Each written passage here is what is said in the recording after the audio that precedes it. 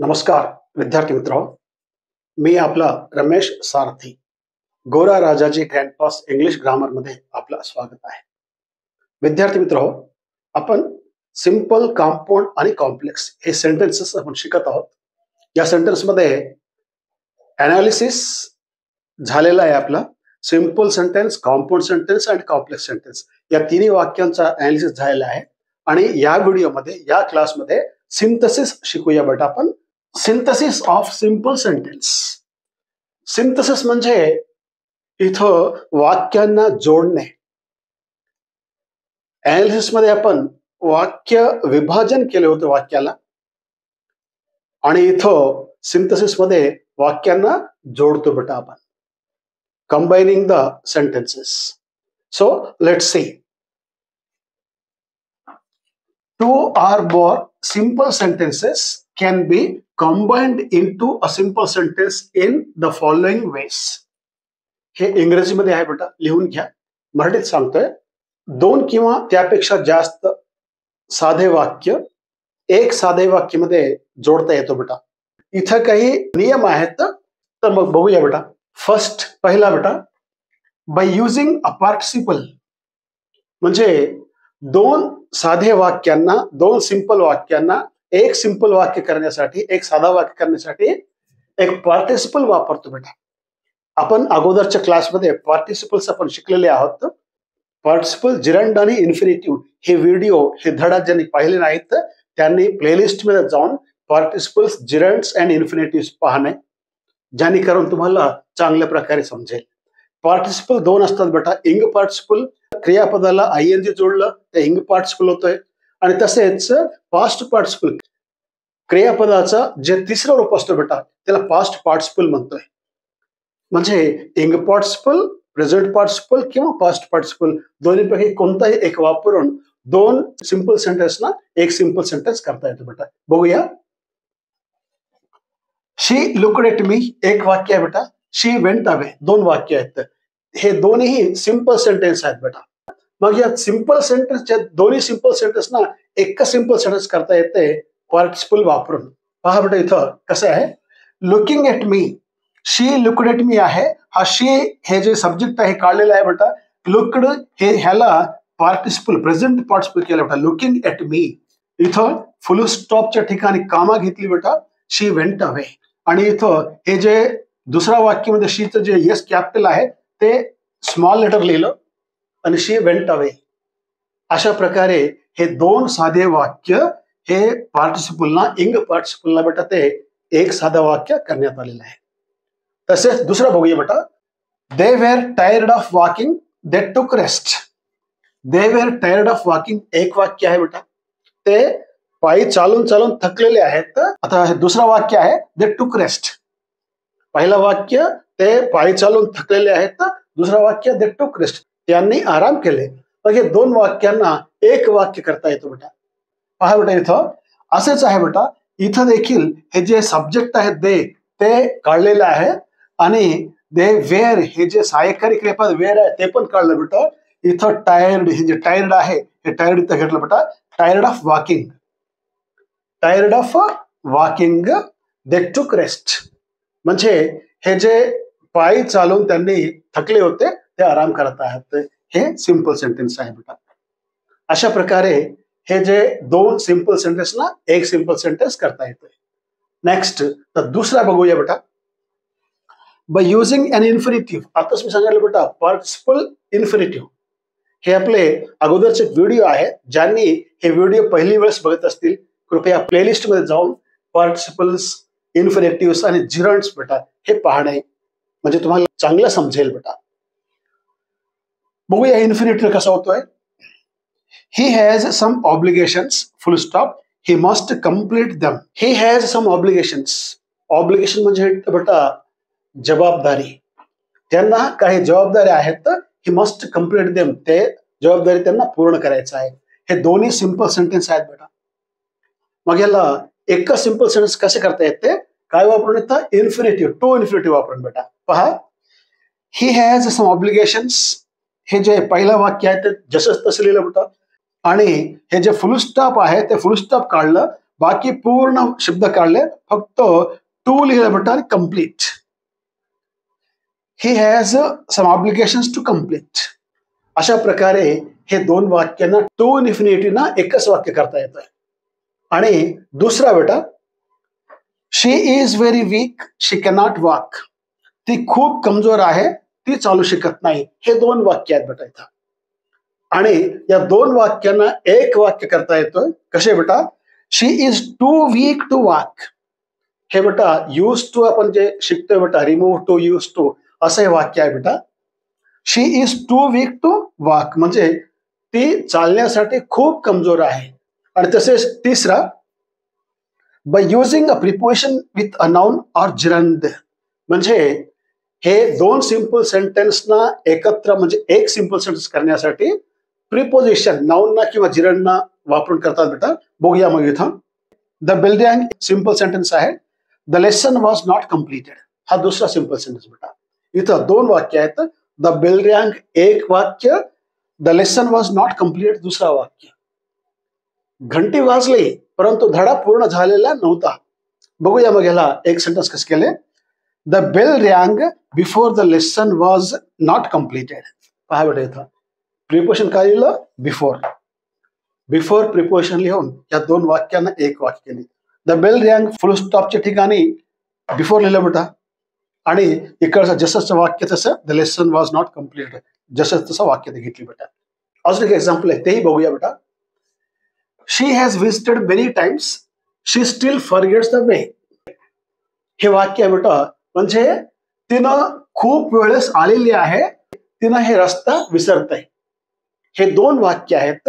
या दोन वाक्यांना प्रिपोजिशन वापरून, प्रिपोजिशन फ्रेज वापरून ह्याला एक सिंपल सेंटेन्स करता येतो बेटा. काय म्हटलं बघूया इथं answer. In spite of many visits. पहा बेटा इथं किती शब्दांना वगळण्यात आलेला आहे. शी हॅज विजिटेड मेनी टाइम्स हे पूर्ण काढलेलं आहे बेटा. फक्त इथं इन्स्पायर्ड लिहिलं आणि मेनी इथं मेनीचं मेनी घेतलं. विजिट्स बेटा विजिटेड जे क्रियापद आहे त्याला नाउन केली बेटा इथं.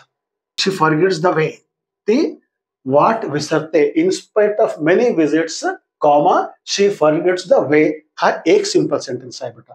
दोन सिंपल सेंटेन्सचा एक सिंपल सेंटेन्स. आणि चौथा नियम बघूया बेटा. By using a noun or a phrase in apposition. इथं बेटा एक शब्द नवीन दिसतो. ॲपोजिशन APPOSITION. ॲपोजिशन आहे बेटा. ओ नाहीये, ऑपोजिशन नाहीये, ऑपोज नाहीये, इथं ॲपोजिशन आहे बेटा. ॲपोजिशनचा अर्थ काय होतो? ॲपोजिशन म्हणजे बेटा सारखे असणारे शब्द, समान शब्दावली बेटा, सारखे असणारे शब्द ह्याला ॲपोजिशन असं म्हणतो बेटा.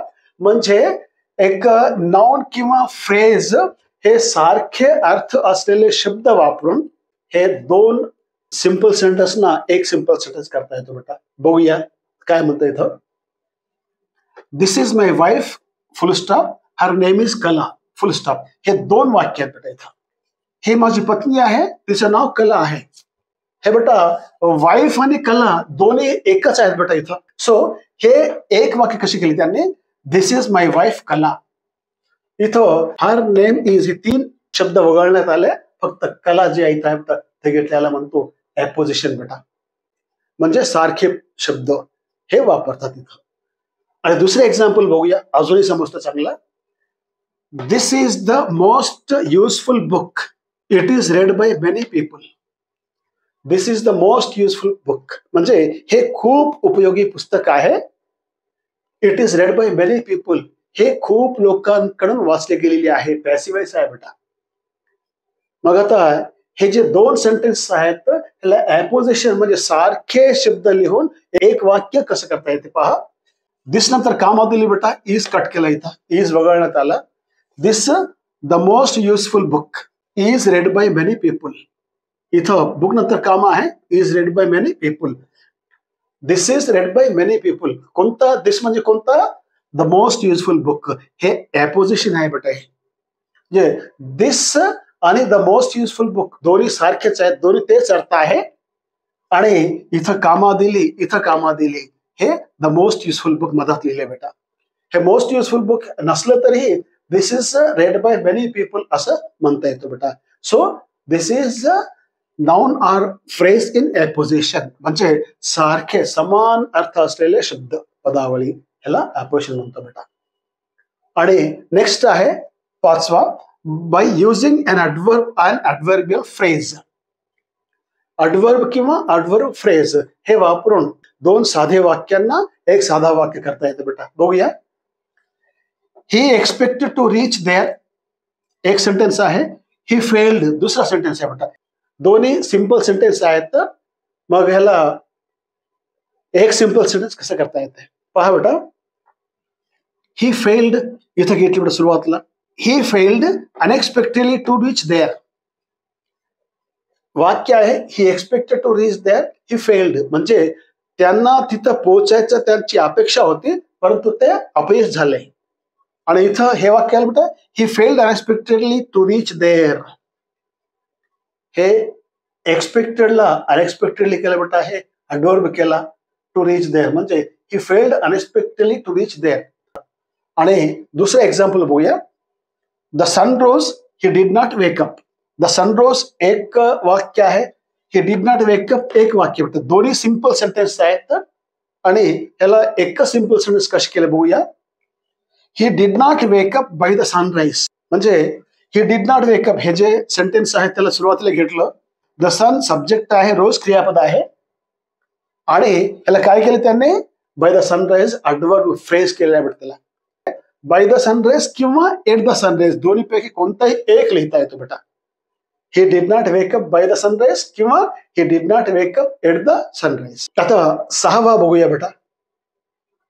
By using the nominative absolute construction. इथं नॉमिनेटिव्ह ऑब्सोल्यूट कन्स्ट्रक्शन म्हणजे काय हे अगोदर आपण समजून घेऊया बेटा. नॉमिनेटिव्ह म्हणजे बेटा इथं सब्जेक्ट करता, म्हणजे नाउन सब्जेक्ट करता इथं नॉमिनेटिव्हला म्हणता येत बेटा. ऑब्सोल्यूट कन्स्ट्रक्शन म्हणजे वाक्य जशी आहे तसंच वापरणे. बघूया एक्झाम्पल, अजून तुम्हाला चांगलं समजतोय. The police arrived, the mob dispersed. हे पोलीस एक वाक्य आहे बेटा, मॉब डिस्पर्स्ड दुसरा वाक्य आहे. मग या दोन्ही वाक्यांना एक वाक्य कसे केले. द पोलीस अराइव्हड फुल स्टॉपच्या ठिकाणी कामा दिली बेटा आणि द हे जे कॅपिटल लेटर टी आहे त्याला छोटा केलं, स्मॉल लेटर केलं. द मॉब डिस्पर्स्ड म्हणजे हे फुल स्टॉप काढला, हे कॅपिटल स्मॉल केला आणि इथं कामा दिलं, तर हे दोन वाक्य एकच वाक्य झाले बेटा.